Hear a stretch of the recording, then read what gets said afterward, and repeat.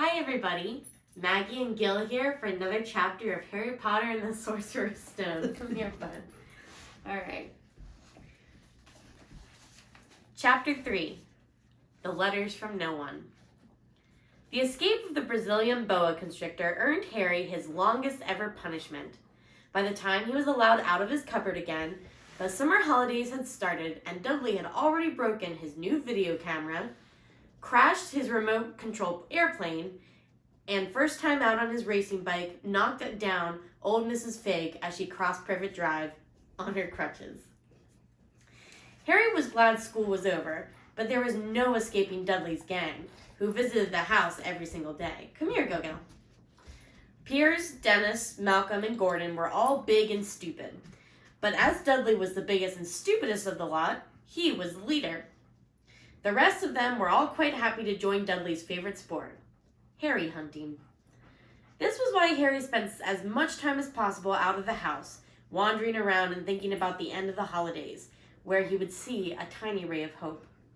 When September came, he would be going off to secondary school, and for the first time in his life, he wouldn't be with Dudley.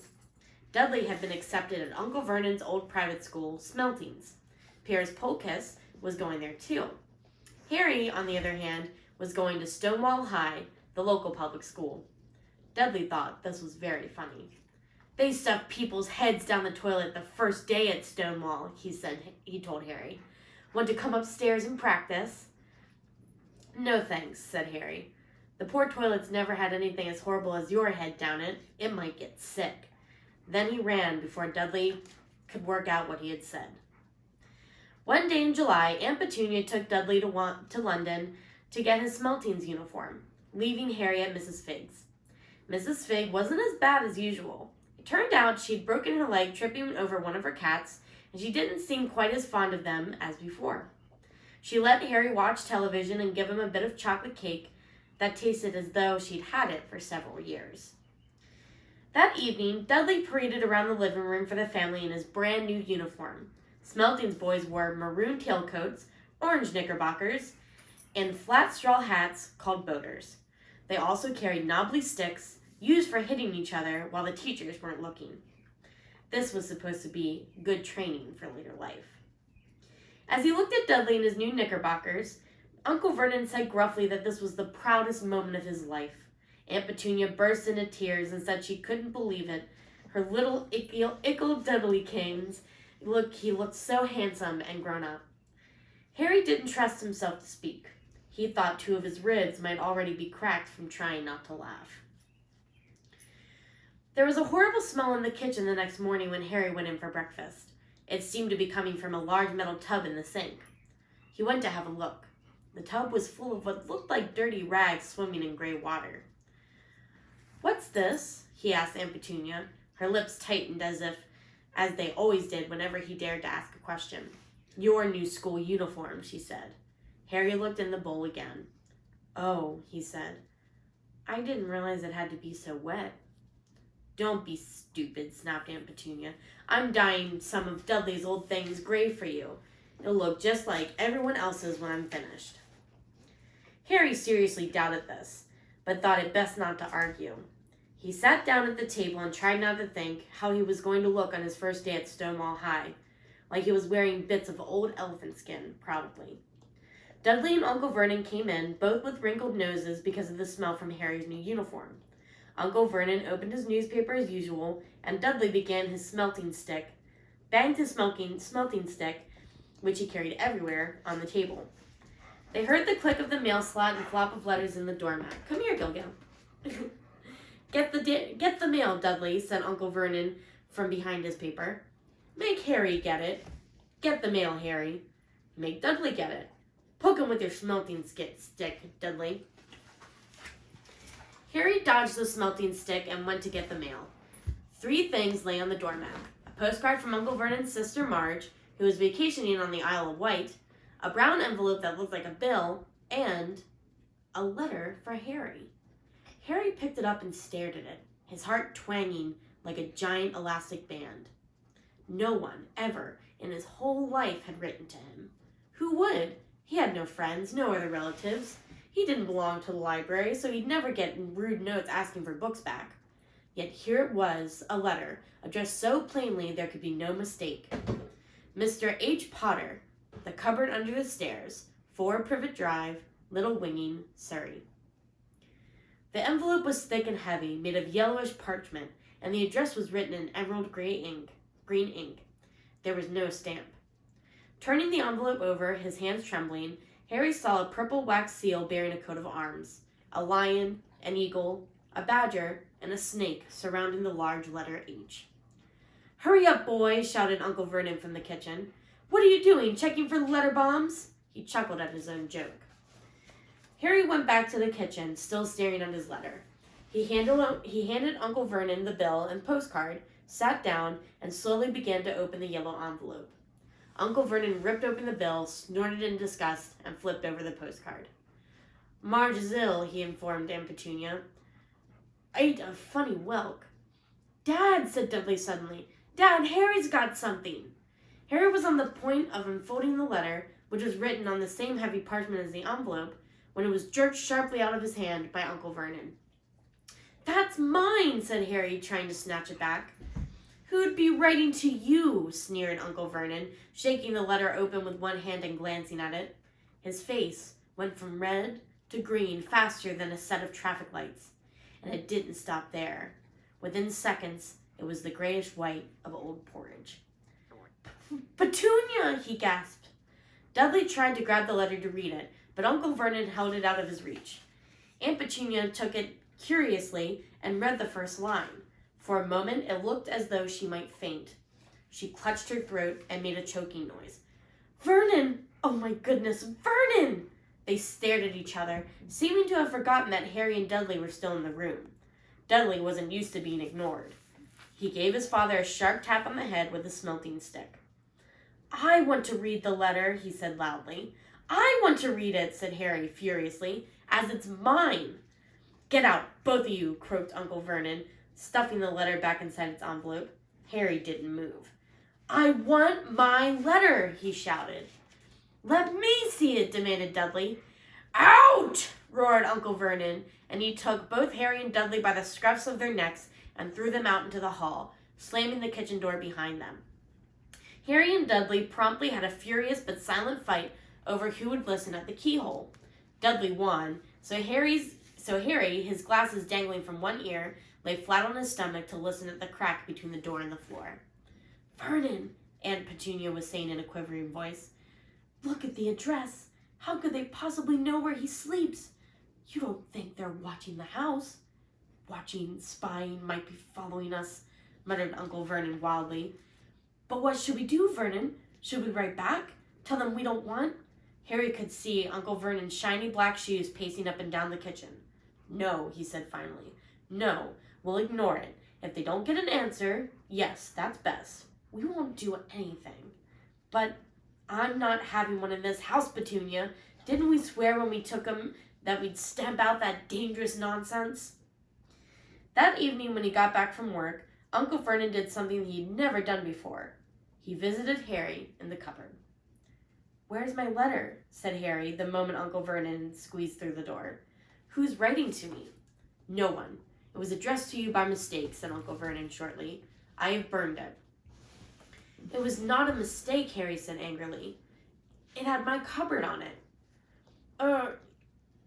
Silence!" yelled Uncle Vernon, and a couple of spiders fell from the ceiling. He took a few deep breaths and then forced his face into a smile, which looked quite painful. Yes, Harry, about this cupboard. Your aunt and I have been thinking you're really getting too big for it. We think it might be nice if you moved into Dudley's second bedroom." "Why?" said Harry. "Don't ask questions," snapped his uncle. "Take this stuff upstairs now." The Dursleys' house had 4 bedrooms, one for Uncle Vernon and Aunt Petunia, one for visitors, usually Uncle Vernon's sister, Marge, one where Dudley slept, and one where Dudley kept all his toys and things that wouldn't fit into his bedroom. It only took Harry one trip upstairs to move everything he owned from the cupboard to his room. He sat down in the bed and stared around him. Nearly everything in here was broken. The month-old video camera was lying on top of a small working tank Dudley had once driven over to the next door neighbor's dog. In the corner was Dudley's first ever television set, which he'd put his foot through when his favorite program had been canceled. There was a large bird cage, which had once held a parrot that Dudley had swapped at school for a real air rifle, which was set up on the shelf with at the end, all bent because Dudley had sat on it. Other shelves were full of books. They were the only things in the room that looked as though they'd never been touched. From downstairs came the sound of Dudley bawling at his mother. "I don't want him in there. I need that room. Make him get out." Harry sighed and stretched out on the bed. Yesterday he'd have given anything to be up here. Today he'd rather be back in his cupboard with that letter than be up here without it. Next morning at breakfast, everyone was rather quiet. Dudley was in shock. He screamed, whacked his father with a smelting stick, been sick on purpose, kicked his mother, and thrown his tortoise through the greenhouse roof, and he still didn't have his room back. Harry was thinking about this time yesterday and bitterly wishing he'd opened the letter in the hall. Uncle Vernon and Aunt Petunia kept looking at each other darkly. When the mail arrived, Uncle Vernon, who seemed to be trying to be nice to Harry, made Dudley go get it. They heard him banging things with his smelting stick all the way down the hall. Then he shouted, "There's another one! Mr. H. Potter, the smallest bedroom, 4 Privet Drive." With a strangled cry, Uncle Vernon left from his seat and ran down the hall, Harry right behind him. Uncle Vernon had to wrestle Dudley to the ground to get the letter from him, which was made difficult by the fact that Harry had grabbed Uncle Vernon around the neck from behind. After a minute of confused fighting, in which everyone got hit a lot by the smelting stick, Uncle Vernon straightened up, gasping for breath, with Harry's letter clutched in his hand. "Go to your cupboard. Your bedroom," he wheezed at Harry. "Dudley, go. Just go." Harry walked around and round his room. Someone knew he had moved out of his cupboard, and they seemed to know he hadn't received his first letter. Surely that meant they'd try again, and this time he'd make sure they didn't fail. He had a plan. The repaired alarm clock rang at 6 o'clock the next morning. Harry turned it off quickly and dressed silently. He mustn't wake the Dursleys. He stole downstairs without turning on any of the lights. He was going to wait for the postman on the corner of Privet Drive and get the letters for number 4 first. His heart hammered as he crept across the dark hall toward the front door. Arrgh! Harry leapt into the air. He'd trodden on something big and squashy in the doormat. Something alive. Lights clicked on upstairs, and to his horror, Harry realized that the big squashy something had been his uncle's face. Uncle Vernon had been lying on the foot of the floor at the foot of the front door that he had been lying at the foot of the front door in a sleeping bag, clearly making sure that Harry didn't do exactly what he had been trying to do. He shouted at Harry for about half an hour, then told him to go up and make a cup of tea. Harry shuffled miserably off into the kitchen, and by the time he got back, the mail had arrived, right into Uncle Vernon's lap. Harry could see 3 letters, addressed in green ink. He began, but Uncle Vernon was tearing the letters into pieces before his eyes. Uncle Vernon didn't go to work today. He stayed at home and nailed up the mail slot. "See," he explained to Aunt Petunia through a mouthful of nails. "If they can't deliver, they'll just have to give up." "I'm not sure that'll work, Vernon." "Oh, these people's minds work in strange ways, Petunia. They're not like you and me," said Uncle Vernon, trying to knock in a nail with the piece of fruitcake Aunt Petunia had just brought him. On Friday, no less than 12 letters arrived for Harry. As they couldn't go through the mail slot, they had been pushed under the door, slotted through the sides, and even forced through a small window in the downstairs bathroom. Uncle Vernon stayed at home again. After burning all the letters, he got a hammer and nails and boarded up the cracks around the front and back doors so that no one could go out. He hummed, tiptoed through the tulips as he worked, and jumped at small noises. On Saturday, things began to get out of hand. 24 letters to Harry had found their way into the house, rolled up and hidden inside each of the 24 eggs that their very confused milkman had handed Aunt Petunia through the living room window. While Uncle Vernon made furious telephone calls to the post office and the dairy trying to find somebody to complain to, Aunt Petunia shredded the letters in her food processor. Who on earth wants to talk to you this badly? Dudley asked Harry in amazement. On Sunday morning, Uncle Vernon sat down at the breakfast table looking tired and rather ill, but happy. No post on Sundays, he reminded them cheerfully as he spread marmalade on his newspapers. No damn letters today. Something came whizzing down the kitchen chimney as he spoke and caught him sharply in the back of the head. Next moment, 30 or 40 letters came pelting out of the fireplace like bullets. The Dursleys ducked, but Harry leapt into the air trying to catch one. Out! Out! Uncle Vernon seized Harry around the waist and threw him into the hall.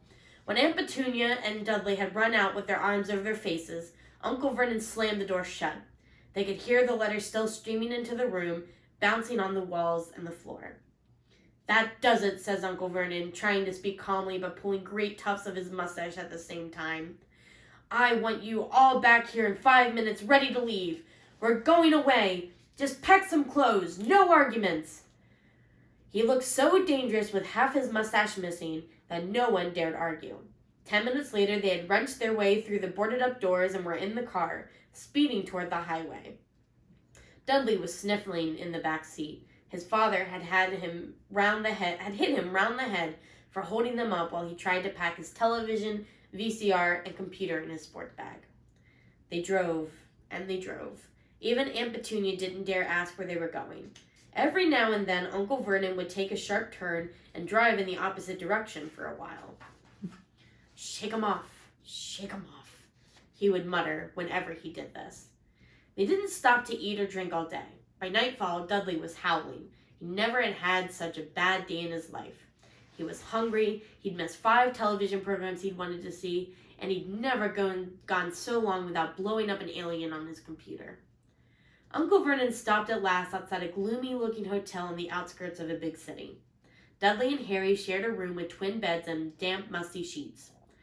Dudley snored, but Harry stayed awake, sitting on the windowsill, staring down at the lights of passing cars and wondering. They ate stale cornflakes and cold tinned tomatoes on toast for breakfast the next day. They had just finished when the owner of the hotel came over to their table. "Excuse me, but is one of you Mr. H. Potter? Only I got about 100 of these at the front desk." She held up a letter so that they could read the green ink address. Mr. H. Potter, room 17, Railview Hotel, Cokeworth. Harry made a grab for the letter, but Uncle Vernon knocked his hand out of the way. The woman stared. "I'll take them," said Uncle Vernon, standing up quickly and following her from the dining room. "Wouldn't it be better just to go home, dear?" Aunt Petunia suggested timidly, hours later. But Uncle Vernon didn't seem to hear her. Exactly what he was looking for, none of them knew. He drove them into the middle of a forest, got out, looked around, shook his head, got back in the car, and off they went again. The same thing happened in the middle of a plowed field, halfway across a suspension bridge, and at the top of a multi-level parking garage. "Daddy's gone mad, hasn't he?" Dudley asked Aunt Petunia, dully that late afternoon. Uncle Vernon had parked at the coast, locked them all inside the car, and disappeared. It started to rain. Great drops beat on the roof of the car. Dudley sniveled. "It's Monday," he told his mother. "The great Humberto's on tonight. I want to stay somewhere with a television." Monday. This reminded Harry of something. If it was Monday, and you could usually count on Dudley to know the days of the week because of television, then tomorrow, Tuesday, was Harry's 11th birthday. Of course, his birthdays were never exactly fun. Last year, the Dursleys had given him a coat hanger and a pair of Uncle Vernon's old socks. Still, you weren't 11 every day. Uncle Vernon was back and he was smiling. He was also carrying a long, thin package and didn't answer Aunt Petunia when she asked what he'd bought. "Found the perfect place," he said. "Come on, everyone out." It was very cold outside the car. Uncle Vernon was pointing at what looked like a large rock way out at sea. Perched on top of the rock was the most miserable little shack you could imagine. One thing was certain. There was no television in there. "Storm forecast for tonight," said Uncle Vernon gleefully, clapping his hands together. "And this gentleman's kindly agreed to lend us his boat." A toothless old man came ambling up to them, pointing, with a rather wicked grin, at an old rowboat bobbing in the iron-gray water below them. "I've already got us some rations," said Uncle Vernon, "so all aboard." It was very freezing in the boat. Icy sea spray and rain crept down their necks, and a chilly wind whipped their faces. After what seemed like hours, they reached the rock, where Uncle Vernon, slipping and sliding, led the way to the broken-down house. The inside was horrible. It smelled strongly of seaweed, the wind whistled through the gaps in the wooden walls, and the fireplace was damp and empty. There were only 2 rooms. Uncle Vernon's rations turned out to be a big bag of chips and 4 bananas. He tried to start a fire, but the empty chip bags just smoked and shriveled up. "Could do with some of those letters now, eh?" he said cheerfully. He was in a very good mood. Obviously, he thought nobody stood a chance of reaching them here in a storm to deliver mail. Harry privately agreed, though he didn't cheer him up at all. As night fell, the promised storm blew up around them. Spray from the high waves splattered the walls of the hut, and a fierce wind rattled the filthy windows. Aunt Petunia found a few moldy blankets in the second room and made up a bed for Dudley on the moth-eaten sofa. She and Uncle Vernon went off to the lumpy bed next door, and Harry was left to find the softest bit of floor he could and to curl up under the thinnest, most ragged blanket. The storm raged more and more ferociously as the night went on. Harry couldn't sleep. He shivered and turned over, trying to get comfortable, his stomach rumbling with hunger. Dudley's snores were drowned by the low rolls of thunder that started near midnight. The lighted dial of Dudley's watch, which was dangling over the edge of the sofa on his fat wrist, told Harry he'd be 11 in 10 minutes' time. He lay and watched his birthday tick nearer, wondering if the Dursleys would remember it all, wondering where the letter writer was now. 5 minutes to go. Harry heard something creak outside. He hoped the roof wasn't going to fall in, although he might be warmer if it did. 4 minutes to go. Maybe the house in Privet Drive would be so full of letters when they got back, he'd be able to steal one. 3 minutes to go. Was that the sea slapping hard on a rock like that? And 2 minutes ago, what was that funny crunching noise? Was that the rock crumbling into the sea? 1 minute to go and he'd be 11. 30 seconds. 20. 10. 9. Maybe he'd wake Dudley up just to annoy him. 3, 2, 1. Boom! The whole shack shivered, and Harry sat bolt upright, staring at the door. Someone was outside, knocking to come in. Come here, Go-Go. Come here. Thanks for joining me and Gil for the next chapter of Harry Potter and the Sorcerer's Stone. Tune in next week where we'll be reading more.